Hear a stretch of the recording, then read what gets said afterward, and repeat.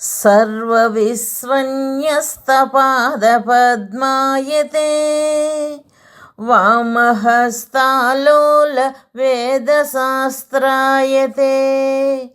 ज्ञानसूर्यायते दत्तरूपायते श्रीवेणुगोपालकृष्णाय वन्दनम् श्रीवेणुगोपालकृष्णाय वन्दनम् श्रीवेणुगोपालकृष्णाय वन्दनम्.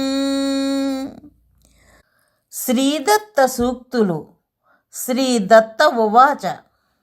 ఒకనాడు నన్ను అర్చించలేకపోయితివి అనుకొనుము.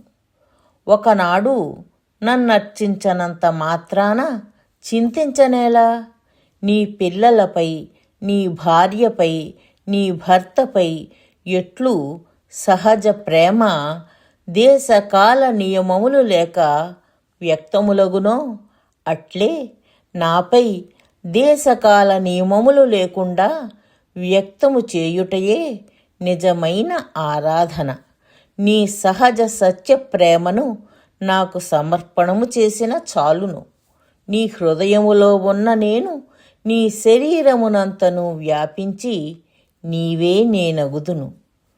ఎచ్చట కోరికలు లేక నిష్కామంగా జనులు నా ఆరాధన చూడవలయును అను డాంబికము లేకుండా ఏకాంత ప్రదేశమున భక్తుడు ఆరాధించుచున్నాడో అచటయే స్వామి విశేషముగా వ్యక్తమగుచున్నాడు. నిష్కామము, ఏకాంతము ఎచ్చటయున్నవో అదియే నిజమైన పుణ్యక్షేత్రము అని ఘంటాపదముగా చెప్పుచున్నాను. నిష్కాముడవు కమ్ము, కేవలం భగవత్కాముడవై ఏకాంత ప్రదేశమునకు పోయి నన్ను ఆరాధించుము. అందుకని ఇల్లు విడచి అరణ్యములకు పొమ్మని కాదు, నీ పూజా గృహమునందే ఏకాంతముగా నిష్కామముగా నన్ను ఆరాధించుము.